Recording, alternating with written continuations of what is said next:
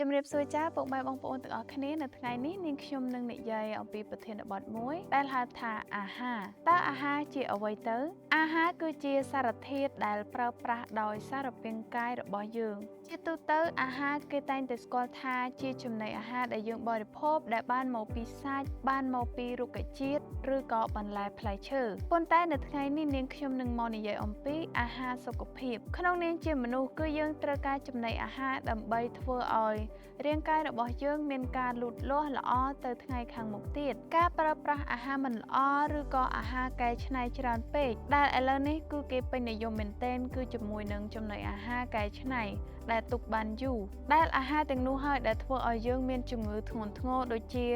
ជំងឺទឹកនោមផ្អែមជំងឺលើសឈាមនិងជំងឺបេះដូងជាដើមដូច្នេះហើយការចំណាយពេលជ្រើសរើសចំណីអាហារល្អ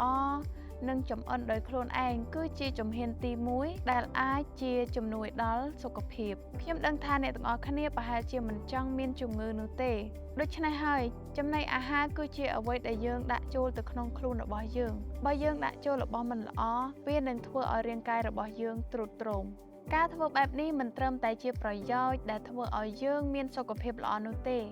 ប៉ុន្តែវាក៏បង្ហាញពីការដឹងគុណដល់យើងចំពោះព្រះដែលយើងស្រឡាញ់រាងកាយដែលព្រះបានបង្កើតយើងមកឲ្យមានសុខភាពល្អគន្លឹះងាយៗសម្រាប់អាហារសុខភាពនោះគឺ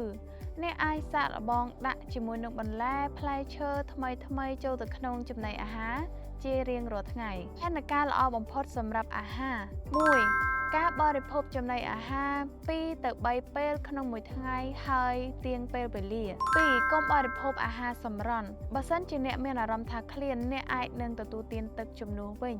3បរិភោគចំណីអាហារក្នុងបរិមាណច្រើននៅពេលព្រឹក4ប្រសិនបើអ្នកបរិភោគចំណីអាហារពេលល្ងាច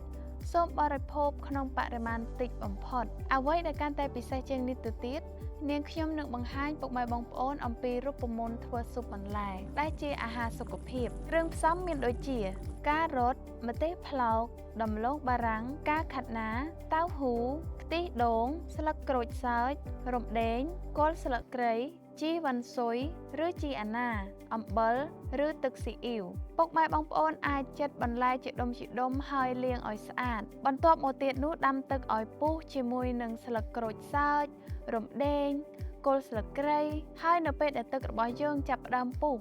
យើងអាចនឹងដាក់បន្លែដែលរឹងចូលទៅមុនដើម្បីឲ្យវាឆាប់ផុយដើម្បីជៀសវាងធ្វើឲ្យមានការរលួយនៅពេលដែលយើងដាក់បន្លែដែលងាយនឹងផុយជាមួយនឹងបន្លែរឹងហើយបង់អំបិលឬទឹកស៊ីអ៊ីវដាក់ខ្ទិះដូងចូលហើយជាចុងក្រោយគឺយើងដាក់ជីវ៉ាន់ស៊ុយរួចជាការស្រេចតើពុកម៉ែបងប្អូនទាំងអស់គ្នាដឹងទេថាអាហារសុខភាពគឺមិនប្រើរសជាតិដិតនោះទេគឺរសជាតិស្រាលដែលការបរិភោគបែបនេះគឺអាចធ្វើឲ្យយើងមានភាពក្មេងជាងវ័យ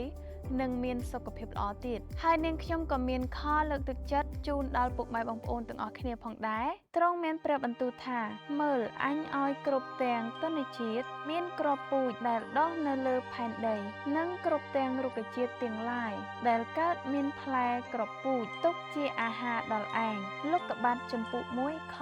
29ការរៀបចំអាហារសុខភាពក្រៅពីសាច់គឺនៅតែមានអាហារដែលមានប្រូតេអ៊ីនដែលជាតម្រូវការដល់រាងកាយប្រចាំថ្ងៃហើយវាក៏អាស្រ័យទៅលើការច្នៃប្រឌិតទៅតាមចំណង់ចំណូលចិត្តរបស់មនុស្សម្នាក់ហើយអាហារប្រភេទនេះនឹងធ្វើឲ្យយើងមានសុខភាពរឹងមាំនិងជៀសផុតពីជំងឺផ្សេងនាងខ្ញុំសង្ឃឹមថាពុកម៉ែបងប្អូននឹងបានមេរៀនយ៉ាងល្អពីវីដេអូមួយនេះនាងខ្ញុំសូមអរគុណសូមព្រះប្រទានពរ